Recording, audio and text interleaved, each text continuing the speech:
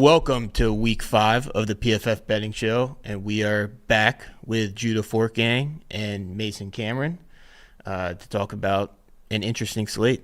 Some interesting games on the Sunday slate. A fun game last night that we'll hit on briefly, and we'll try to make you guys some money. We ran the numbers coming into the day, and the bets we've talked about, if you place one unit on each bet, collectively up 93.8 units.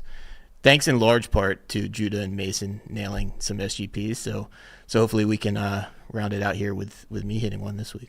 You're going to get on the board. I feel it. This is a good week. We're cooking. We got a nice slate of games. I know we have some crossover on games. So, we were talking about it before the show. It's either we're all going down with the ship or, great minds think alike. So let's get out there and make some money.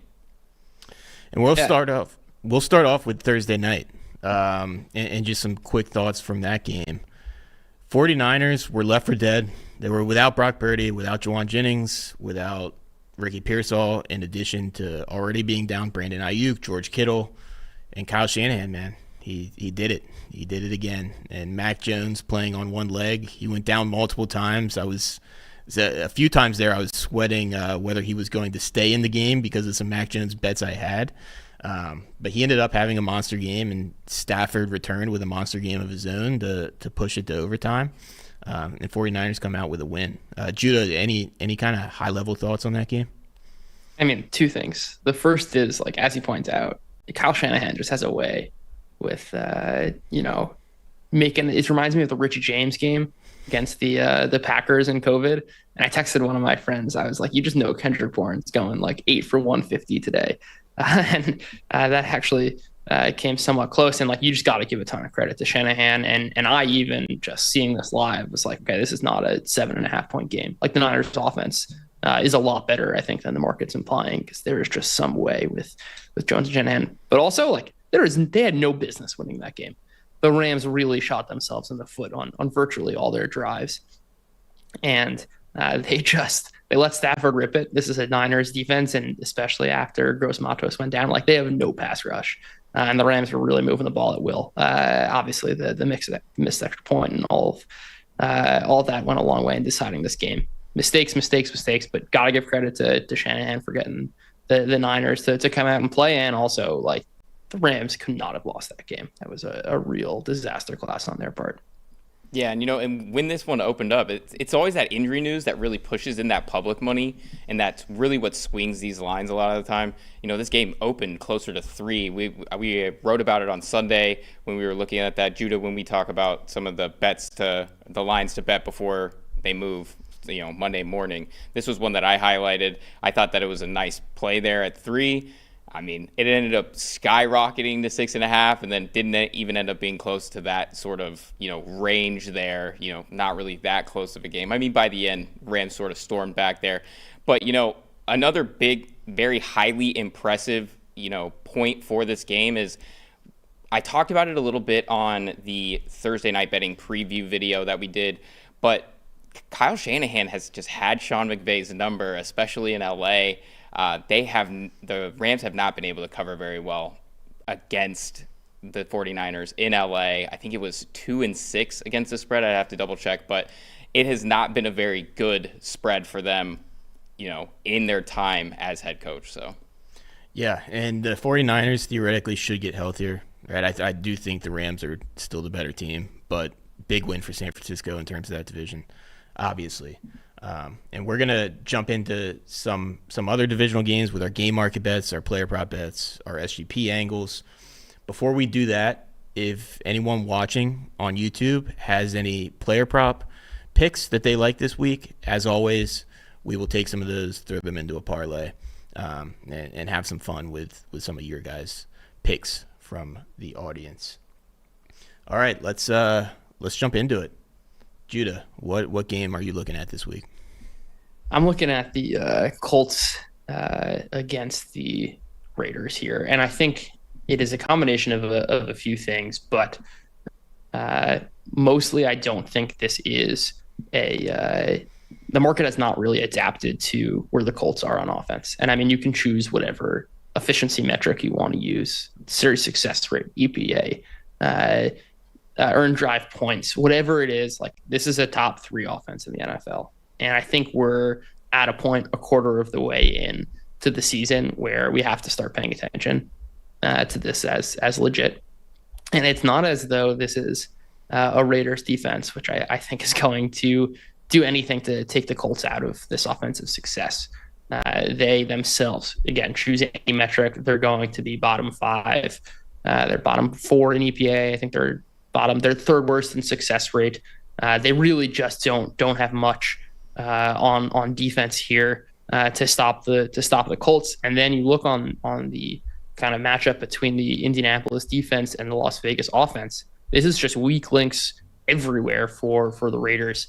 I mean, the offensive line was already struggling, and Colton Miller, who was basically the one kind of key cog on this team, is now out long term with an injury. They really have no one. If you just like look at, go on PFF.com, look at the grades here. We're looking at just a ton of guys in the 50s, and I don't care who the defense is. And this is kind of an average Colts defense. I think that's going to be a problem. And it's kind of funny, or maybe a little bit ironic, is that the Raiders' offensive line last year was terrific. And I think kind of a lot of the thought for Geno Smith coming into Vegas was he'll finally get an offensive line. He'll finally be able to kind of be in a better system. And that has just not been the case at all.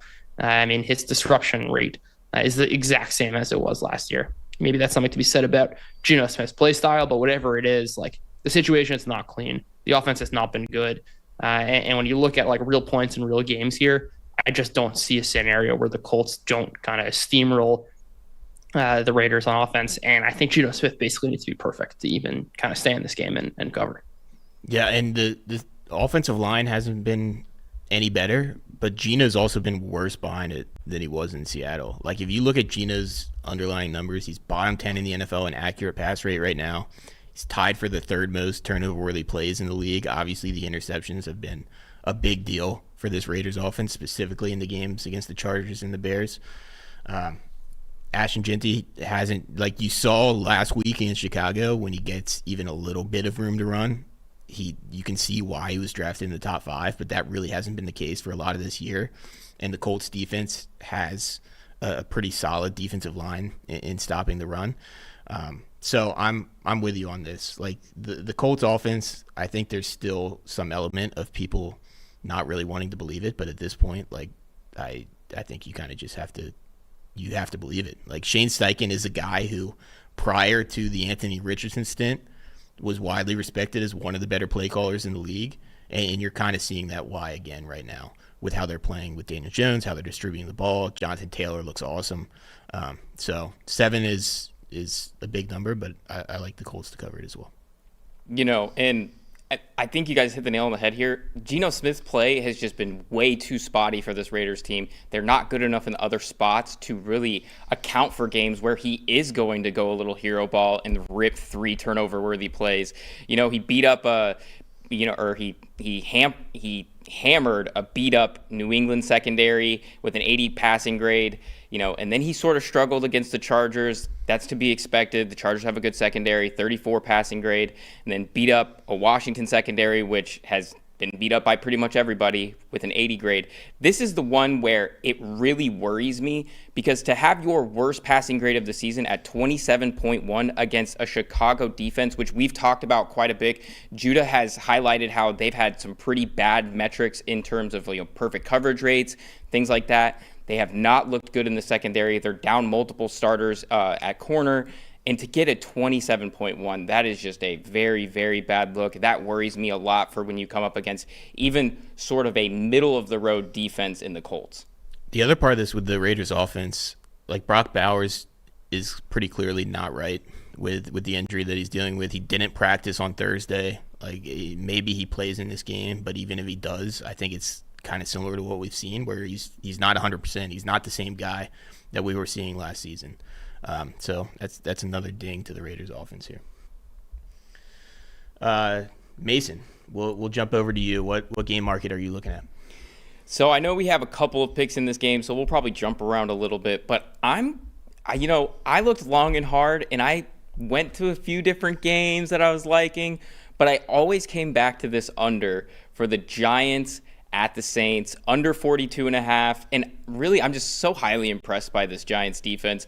We've seen how elite they were last week against the Chargers, and to really, I mean, the Chargers are down a bunch on the offensive line, so that sort of makes sense. But to see just how much they affect the game, or how much they can affect any single game, I mean, alone, it's hard to say that they didn't have such a huge influence on this outcome of this game. They had an 85.2 pass rush grade, 26 total pressures, and a 27.3% knockdown grade, or a knockdown rate. That is the best in the NFL. That was incredible. And Abdul Carter, he's starting to feel himself. He broke out 92.1 PFF pass rush grade, and that actually led to the coverage improvements that we saw. Andrew Phillips had a really good game.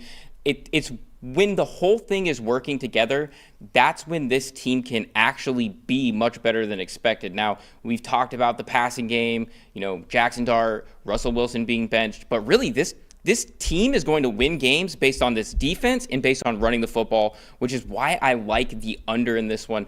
And the pass rush really gives me some concerns for New Orleans pass protection. They're 23 in pass blocking grade. They have the 7th highest pressure rate allowed in the NFL.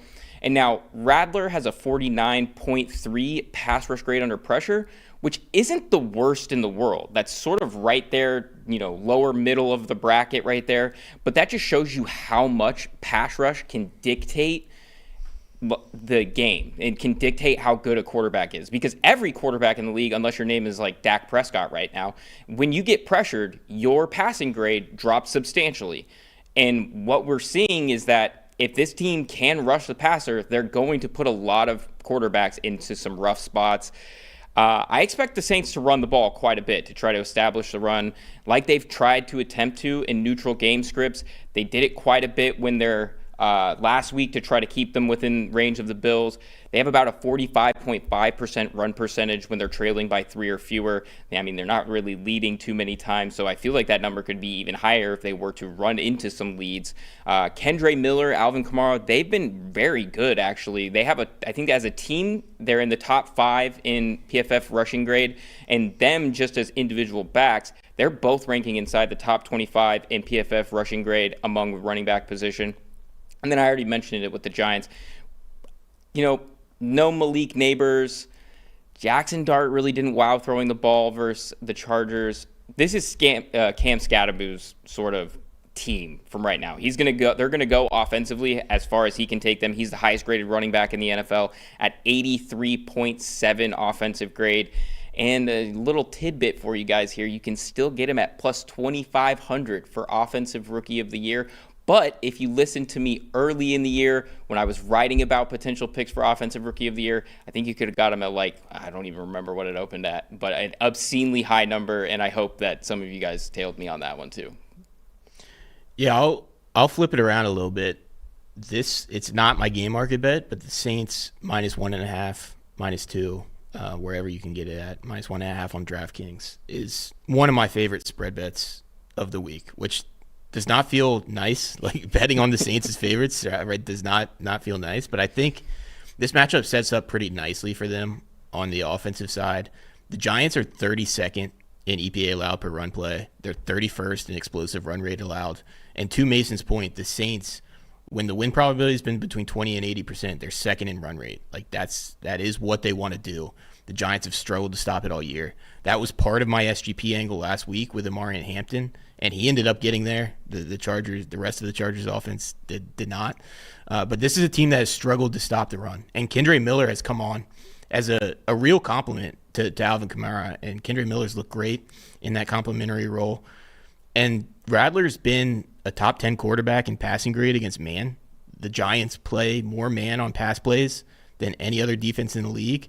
And when you look at their receiving core, that's the strength of this offense. You have Chris Olave, you have Rashid, you have Rashid Shaheed, and these guys are explosive. They can beat man coverage, and that's. I'll just skip to it now while we're talking about this game. Rashid Shaheed, longest reception over 18.5 yards, is the player prop that I'm calling out this week. He has a 36% target rate against man coverage this year.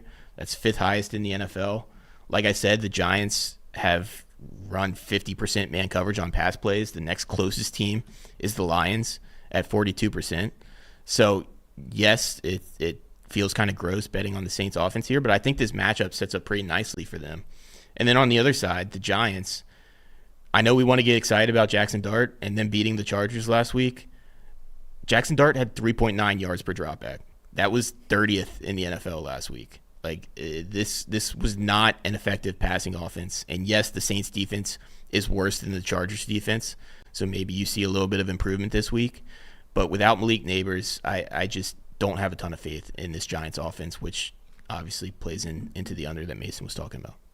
Yeah, definitely going to be an ugly ball game for sure. Judah, any thoughts here before we move on, or are you just staying? I think away you guys covered it. I would lean Giants here, only because I think the run defense is bad, 100%.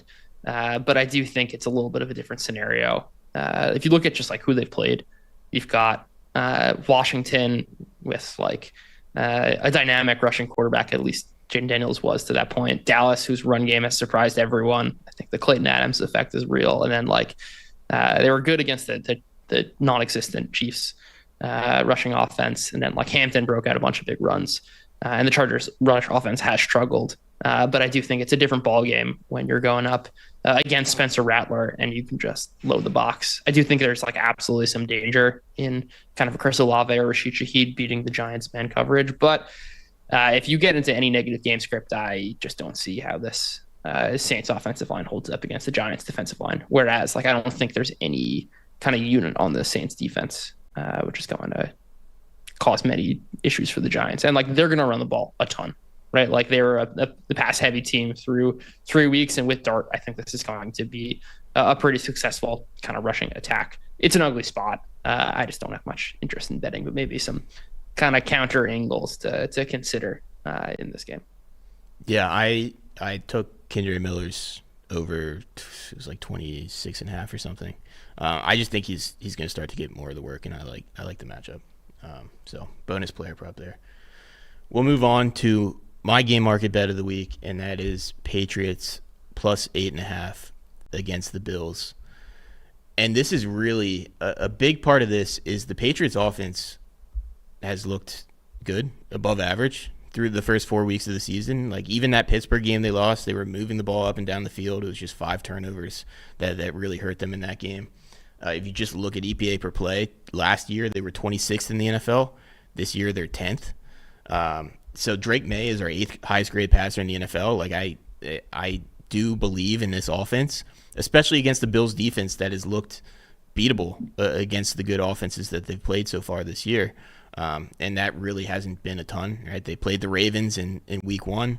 But since then they've played the Jets, blanking on the third team, the Dolphins. and then the Saints, right? So I think this is a spot where the Patriots can put up points, which is a big part of just covering a spread this big in a divisional game. And then on the other side, like I don't think the Patriots are going to shut down the Bills by any stretch, right? The Bills offense, very good this year.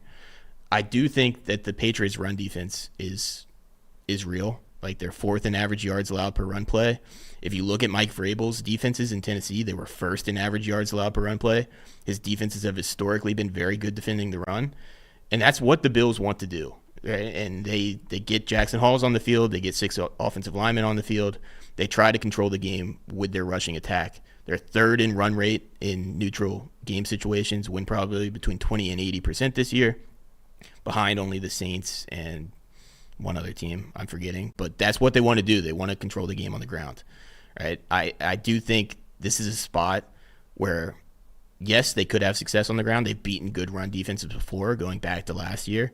Distinctly remember being on a James Cook under against Denver, and he absolutely shredded the Broncos in the playoffs, and they controlled the game on the ground.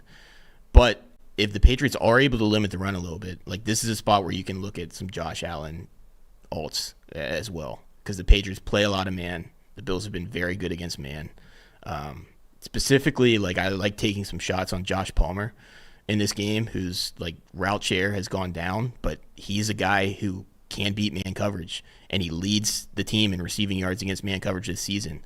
The Ravens in week 1, basically the only competitive team they've played, he had a pretty decent game as they were mounting their comeback there, and his line's under 20 yards. Right, so I do think there's some upside to the Bills' passing offense, but in general, I think this matchup sets up pretty well for New England to cover 8.5, given how well their offense has played and given that they've been able to stop the run a little bit. Yeah, and the other thing too is like the Bills haven't really been overly productive in covering these spreads that are higher than a touchdown. The 12-ish point spread that they closed at against the Dolphins, they didn't end up covering on that Thursday night game.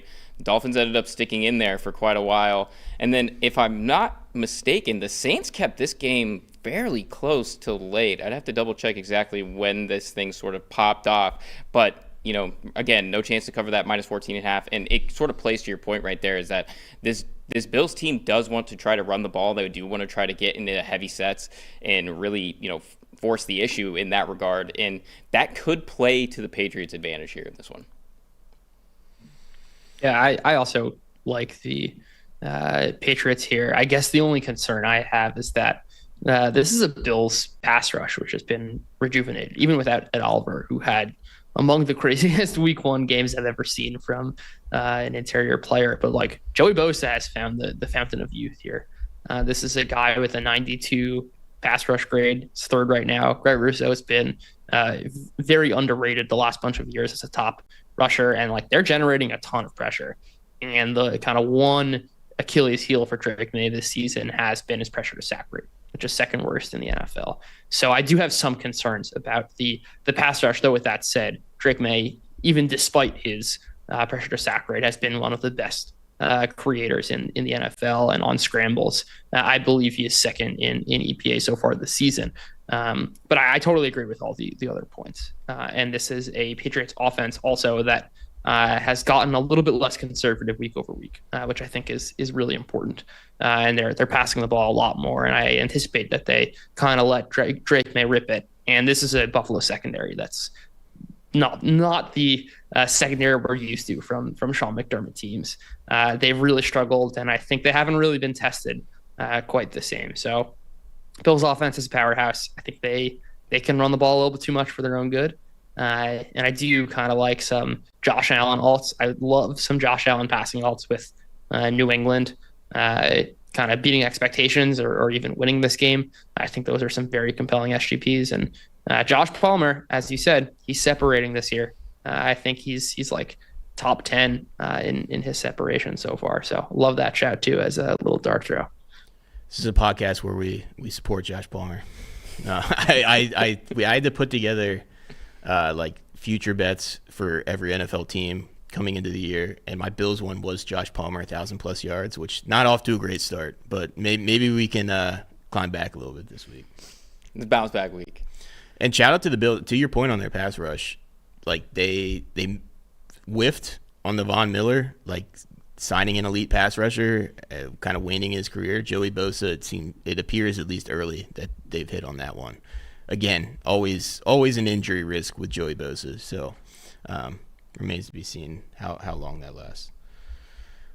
All right, we will kick over to some prop bets here. And Mason, we're going to go to that Baltimore game where it seems like the entire team is on the injury report. The defense has been decimated. Looks like one of the worst defenses in the league through the first couple weeks of the season. How are you attacking that? Yeah, that's, I think that's probably one of the biggest surprises to all of us this year is that the Ravens defense have been not great in general, and now they're going to look even worse because they're banged up all over the place. And I know that even Kyle Hamilton popped up on the injury report with a DNP on Thursday. So I mean, it becomes even more concerning when you're talking about no Matabike, you have no Roquan Smith. Like, I don't know, they're really, this next man up mentality is going to be having to carry a lot of the load here for this one. So the line that I'm liking, or the prop that I'm liking here, is actually Woody Marks to go over 2.5 receptions at plus 114. This snap share is steadily increasing. Now he's overtaken Nick Chubb last week versus Tennessee. And this wasn't just because it was some sort of blowout or anything. I know that at the final score ended up making it look that way, but this was a one-score game until the fourth quarter, and it's not really due to that blowout game state. Marks had 40 snaps, Chubb had 30, and he's really taken over as the primary late down back last week. He had 14 snaps on third and fourth down. Everybody else had 5. So that's really encouraging for his signs to potentially get over this 2.5 reception line. And he continued to have increased role on passing down, 4 receptions for 5 targets. He had 1 waved off, so it would have actually been 5 for 6. He's targeted on 35.7% of his routes run last week. And Stroud is finding him when pressured, which is important because we continue to talk about it. But this Texans offense is not really meshing after the first month of the season, and it's not really looking great for their ability to protect Stroud. And he's been mitigating that pass rush or the pressure that he's been feeling with some of these dump offs. They've been scheming up some red zone looks for Woody Marks. He had a touchdown last week, and they've been getting in some of those screens as well. And, like I said, against Baltimore, they're looking at having no Roquan Smith. He's out with a hamstring. And frankly, the Ravens have really just struggled with backs in general. 29 receptions allowed is the most in the NFL. They've had allowed 6+ receptions to backs in every single game. And you could tell that Kansas City really ID'd something on tape when they schemed up a lot of Rashard Smith. And they got a ton of open targets, particularly against man coverage, which, as we've talked about previously, the Ravens run quite a bit of it.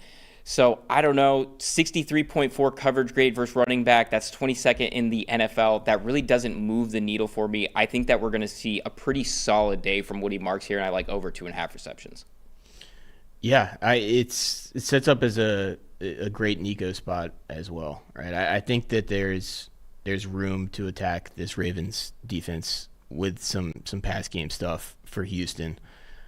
The thing with this game, when I was looking at this game, I completely blocked out of my mind that Cooper Rush played the Texans last year with the Cowboys and threw for 354 passing yards. I don't think that's necessarily going to happen again. And I do think the Ravens are really going to make an effort to run the ball without Lamar and with all this talk about them just completely ignoring Derrick Henry and not giving him enough carries. I think they're going to make an effort, but Derrick Henry's line is at 90 yards, and the under there is one of my favorite props of the week as well. And one of the things actually I was looking into is it was calling to me like the Green Goblin mask out off in the corner was the under for this game, because I really thought, I don't really love either of what the offenses are going to potentially look like, especially with Cooper Rush. And then I went and saw that what he did to a really, really good Texans defense last year. And I was I got instantly scared off from it. Because what did Dalton say during the preview show? It's rush hour, baby. So let's see what he can do there. And it's going to be an interesting game, though, for sure. Back in Cooper Rush off of one game, I think is a choice. I also want to see if Ronnie Stanley plays. I mean, if he's out, you've got just a disaster class at tackle against Will Anderson and Danielle Hunter.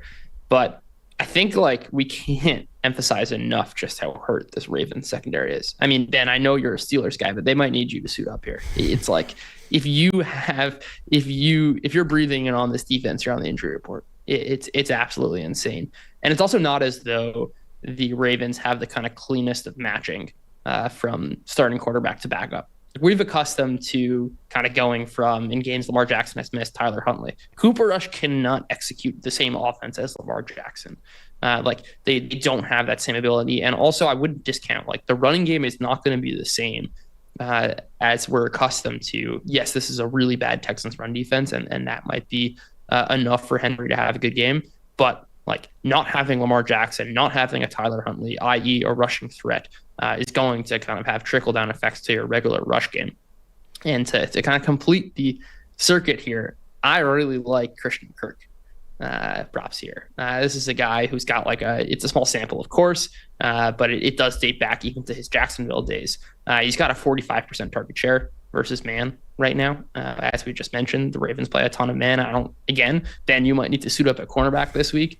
They've got no one to cover. I think this could be the spot. Certainly Like, they don't have any pass rush either because everyone's hurt. Where Stroud finally has time, we can get back to a bunch of those deep balls, and like Kirk, I think, is going to be the threat very much alongside Nico Collins there. I love some Stroud to Christian Kirk SGPs, and like I think this can finally be the spot where the Texans really just pile on. Like, the injuries are insane. Yeah, I don't know how much a guy who runs probably in like the 5'4" range would help the Ravens cornerback room, but the point stands. The secondary is very beat up. All right, and my prop bet, I already mentioned Rashid Shaheed, longest reception over 18.5 yards, and we will round it out with Judah, who is going to talk about something that I'm also going to talk about with my SGP angle. Yeah, let's just go right into the Cincinnati-Detroit game. I think, kind of high level, I would say that Cincinnati's lack of success, I think, is a function of, first off, like, randomness is going to happen in a 2-game sample, and also, like, he played a terrific Vikings defense. A lot of that was, like, turnovers, and the game was out of control very, very quickly. Right, Isaiah Rodgers had the greatest game in PFF history. And then this Broncos team, which I think is probably, again, the number one defense in the NFL. And even still, like, there was an illegal shift penalty that wiped away a big T. Higgins catch, and like a 4th and 2 phantom false start, for what it's worth. That was like very clearly offsides when the team was up 3-0. Like, the game state can change very, very quickly. Should those things be different, which isn't to say that there's invaluable data, but just a reminder of like how fluky a lot of these kind of 1-game sample things can be, which is to say we've still got T. Higgins and Jamar Chase, 2 of the best wide receivers in the NFL, going up against the team that has played the most man coverage in the NFL, and the Lions, who are without their number 1 corner in DJ Reed. Terrion Arnold is, I think, the worst in separation so far. Amik Robertson's not far behind. Like, they're dreadful in cornerback play, and as we talk about all the time, and man coverage relative to zone coverage, the kind of better talent wins out, and it's more of a direct matchup. And now we've got T. Higgins, who is a guy that has dominated both the share of man coverage and also his ability to win. He's at like 3 yards per route run against man. He has a 30% target share. If you want to look at single high also, which is where the Lions are also at the very, very top of the NFL. He's got similar numbers, 28% target share, also like 3.1 yards per route run. I think this sets up as a terrific spot. And even in any game script, I think Cincinnati, there's probably some value even on the spread there, just by virtue of the market really downgrading the Cincinnati offense, which I don't think is warranted. But even if they're down a bunch, like, you're just going to get a bunch of one-on-one balls to T. Higgins. I think this number is way too low. Yeah, I've got Cincinnati pass game stuff built multiple ways. Just to jump into it before I kind of break down why. My SGP for this week is T. Higgins 100+ and a touchdown, Jamison Williams 80+. That is 65-1. And on the Bengals side first, everything you said about T. Higgins versus man and the Lions secondary is why I'm on this angle, right? DJ Reed being out is big. You got Khalil Dorsey, Terrion Arnold, Amik Robertson against this Bengals offense that has clear flaws. We've seen it on full display the last 2 weeks, but that is still a massive talent advantage for the Bengals wide receivers going up against these cornerbacks, and we've seen T. Higgins splits versus man. So I prefer him to Chase, but honestly, I like both of them. I like Browning. The matchups the last 2 weeks for Cincinnati, in my opinion, are about as bad as it could have possibly been with Minnesota and Denver. First and second in pressure rate in the NFL. And the Lions, it's not like they can't generate pressure. They're like a fringe top 10 team in pressure rate.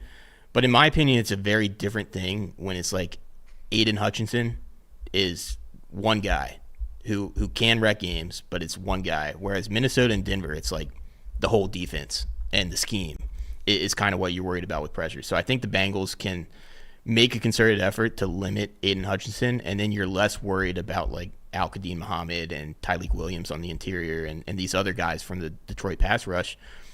And Jake Browning showed in that Broncos game, which, again, a better man coverage defense with a better secondary, but like he was taking shots on the outside, especially early in that game, to T. Higgins. to Jamar Chase. T. Higgins got a couple like sideline one-on-one shots. And if those are coming against Terrion Arnold and Khalil Dorsey on the outside, or Meek Robertson if he kicks out with DJ Reed out, like I like T. Higgins a lot in those matchups.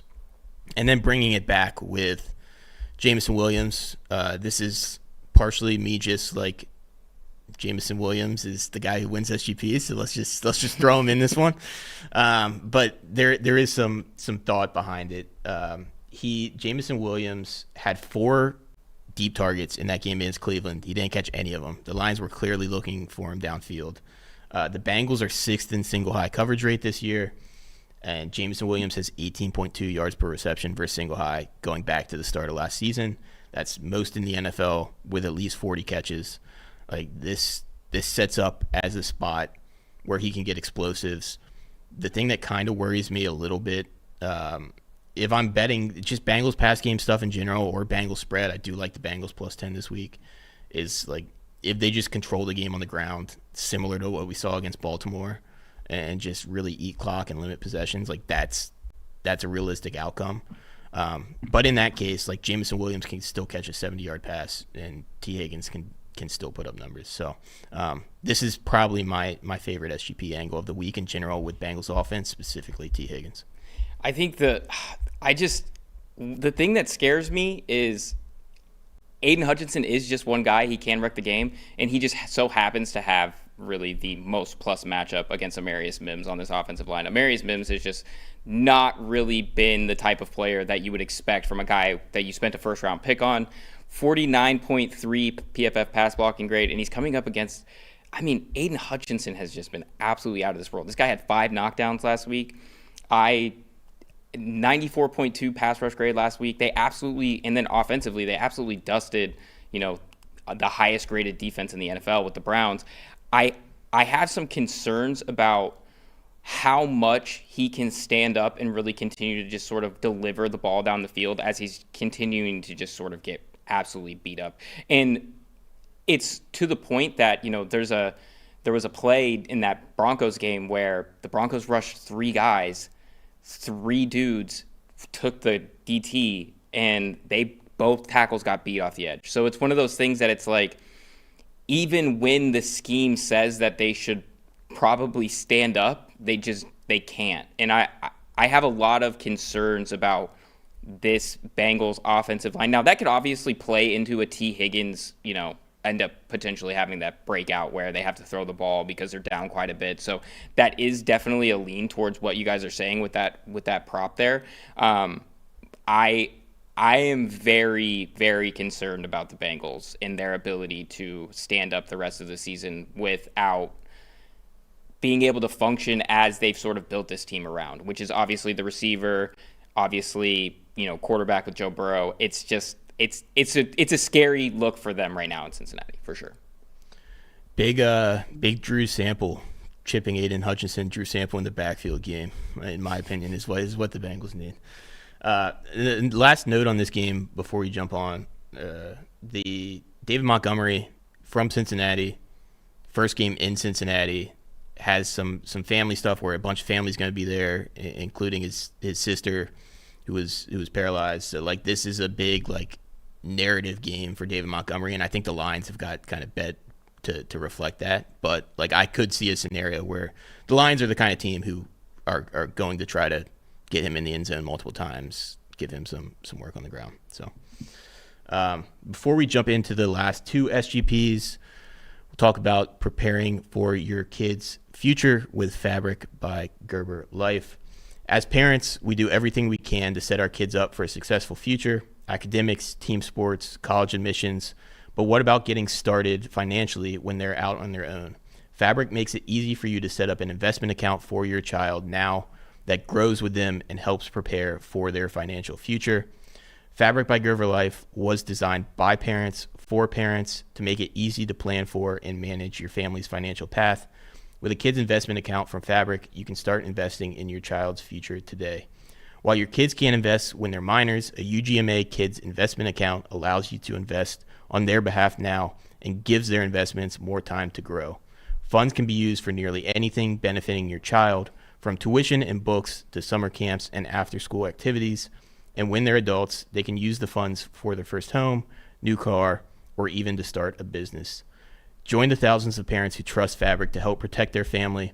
Start investing in your child today at meetfabric.com/PFFNFL. That's meetfabric.com/PFFNFL. meetfabric.com/PFFNFL. Portfolios managed by Fort Washington Investment Advisors Incorporated. Additional services provided by Apex Clearing Corporation. All investing is subject to risk. Learn more at meetfabric.com.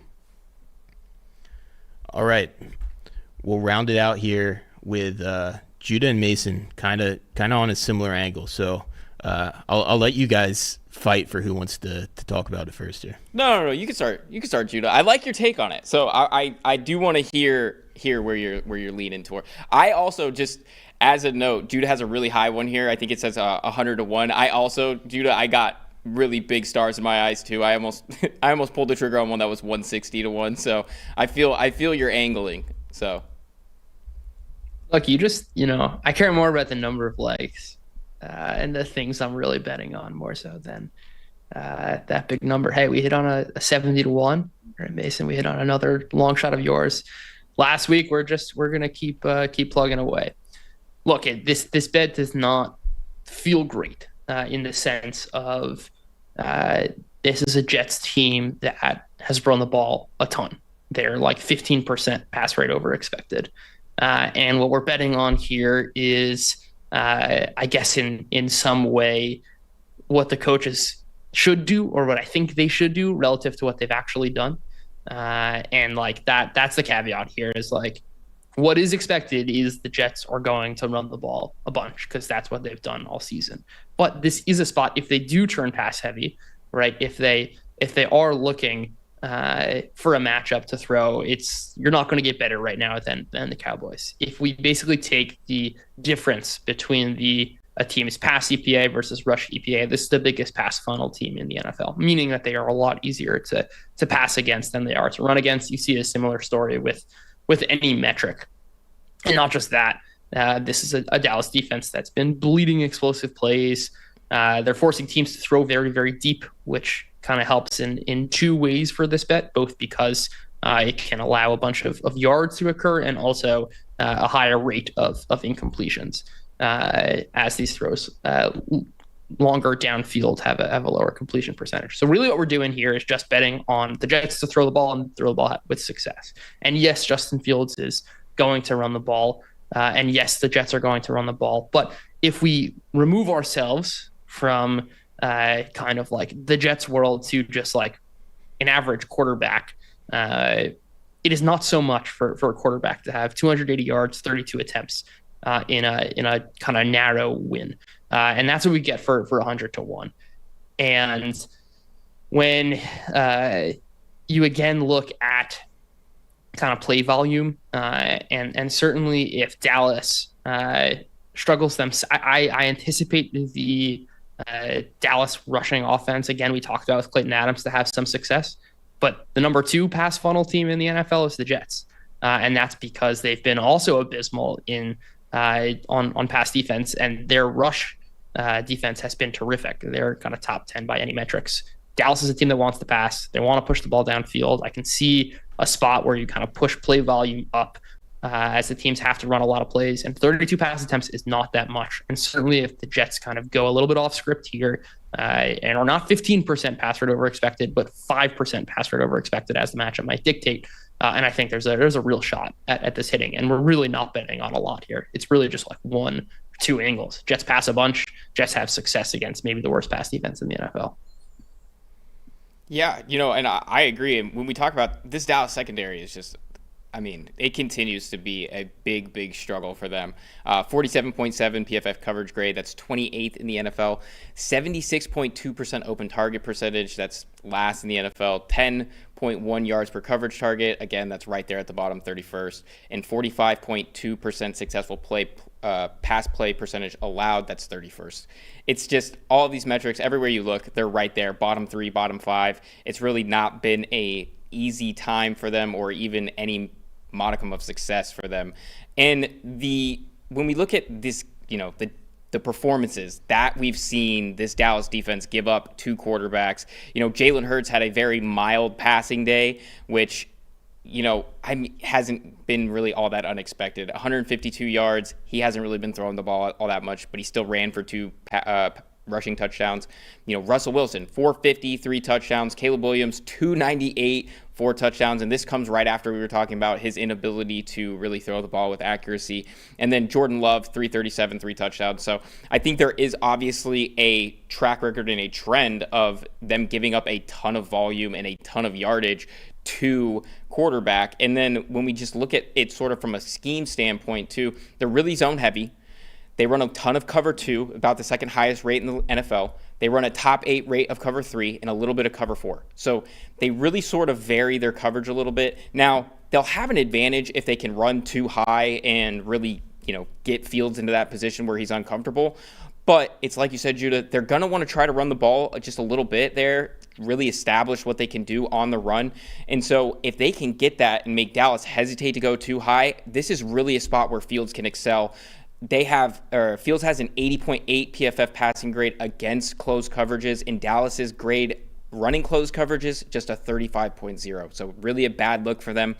And that's why like I said, I had stars in my eyes. I went a little bit higher. I had the passing volume up to about the 270, 280 range. I brought it back down to about the 250 range, which was still a pretty decent payout there, just because I think that some of his success is actually going to hinge on them being able to run the ball a little bit. And then when we talk about what I've added here, which is, I should start back with what the actual parlay is here. It's 60-1. It's Justin Fields plus 250 passing yards, Garrett Wilson to have 100 plus receiving yards, and Justin Fields to also have 2 anytime touchdowns. That's sort of the big one there at plus 800 for that. What I'm thinking is that when we talk about that Fields rushing, 3 touchdowns on the year, at least 1 in each game that he's finished. He had 2 in week 1 against Pittsburgh. They have no Braylon Allen anymore, who is dealing with, I think it was a knee, and he's getting a second opinion on that. I think they're more likely to have some design runs in the red zone for Fields, and even if they sort of limit that, they go Breece Hall in that direction. We've seen Fields be able to pull it down and rush in the red zone and really be a threat even on passing plays with his legs, just like Jalen Hurts did twice in week 1 against this same Dallas defense. So I think you could see a similar progression there for him. So yeah, I really like also, Justin Fields to have a big day there. And again, that's a 60-1. You also have another option. Go ahead and play both of these ones, guys. These could both potentially hit right here for Judah and I, and you could be coming away with a big old stack there. So yeah, look, I completely understand the angle. Terrible pass defense, quarterback with extremely low line. Pass offense has been fairly efficient this year. Like it makes sense in that regard. I can't get myself to do it just because I think that first drive against the Dolphins, this is the scenario happened last week against the Dolphins. Terrible pass defense. They were trailing. Fields put up 220 yards. That first drive, what was it, 12 plays and 11 were runs? If the Jets are having any success on the ground, they're just going to keep running, which is why the lines are the way they are. Obviously, you kind of need explosives from Fields in this passing offense, which Cowboys have certainly given those up this year. I was on this angle a lot last year with Anthony Richardson as a very low line, run heavy offense going up against defense that can get beat deep. It did not work out, mainly because Anthony Richardson couldn't hit anything. But Fields has been a little bit less downfield than that too, right? So there's fewer of those big chunk plays available. So certainly get the angle. I just can't get there myself. I think I just one thing I'd push back on a bit, which is, obviously I would understand that as this Dallas rush defense has held basically all of their opposing running backs to well below average games. Saquon Barkley had 3.3 yards per carry. Cam Scatterbo is in a smaller sample, 4.5. They limited Josh Jacobs last week. And I mean, the Bears don't have any semblance of a run game, but Swift also, I think, had like 37 yards on 18 carries or something like that. So while I do share the sentiment for obvious reasons, there, I think, is a big difference between the Dolphins' run defense and the Cowboys here. But your point still stands. That's all we got for this week. Before we close out, any other just quick hitters we want to throw out there? I know we had some overlap on some of the games this week, so we didn't quite hit as many. I'll throw out one. Like I really like the spot for Ted McMillan this week, and the Panthers' passing offense in general against Miami. Ted has an outrageous. He's up over 5 yards per route run. Small sample, granted, against man, but I think he's going to get a lot of looks against a bad Dolphin secondary, and I kind of like the Panthers against the spread in that game. Which I'm on a bunch of gross teams this week. Panthers, Saints. But sometimes you gotta do it. Yeah, it was a pretty ugly week on some of these lines. They really took some swings there. You know, and as Judah point out with Houston, I think that's another one where it's interesting because obviously this line has swung almost entirely in the other direction from opening at Baltimore -3.5 to Houston -2.5. I still kind of like it under the 3 there, so I'd still probably lean towards the Texans potentially. But that would be another one that I would potentially sprinkle in on there as well. I'll throw out another one, and I'll kind of write up the case a bit more on PFF.com, and that's just Broncos alts. We didn't talk about this game at all, but I think the Eagles are pretty fraudulent 4-0 right now. I mean, insane that they lead the NFL in 3-and-out and are 4-0, but like even the defense has just not been the same as it was last year. And a thing that I'm really monitoring is the offensive line, which has been so solid for the Eagles for so long, is not the same unit as it's been. And their PFF pass block rate is way down. Their perfect block rate has gone from like 65% to 55%. And they're going up against a pretty ferocious Denver pass rush. And I certainly, if this gets to a negative game script, I think Denver can really press their advantage here. Also, very quietly, Bo Nix had an awful first couple of weeks.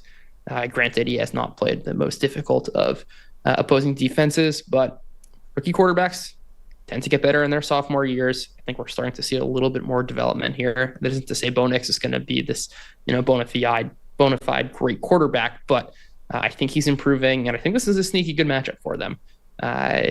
We'll see kind of what the injury report looks like on the Philly side as well. But a dart to throw on the alts there for Denver. I agree. I have just bet plus 3.5 and money line against the Eagles in each of the last 2 weeks, and I can't do it, man. I can't do it. They're gonna block a kick, and it's just gonna be hammered again. That's how they've won any of these games recently. Yeah. And then the Bucky Irving fumble, and the overall Bucs game last week. The phantom fumble should not have been a fumble. Wrist was down. Wrist is down. I will stand by that. That's all we got this week. If you guys would like to dive into some of the data yourself that we talk about, you can do so with a PFF Plus subscription. Gets you access to premium stats, gets you access to our player prop tool in the app, where you can look at all these matchups that we were showing on the screen here a little bit, see the hit rate, see the odd shop.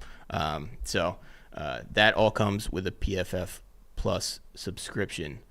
That's it for week 5, and hopefully I can add myself, and we can go 3 for 3 on SGPs here, and come back in week 6 with an even higher unit count here. Thanks for watching, everyone. We'll be back next week.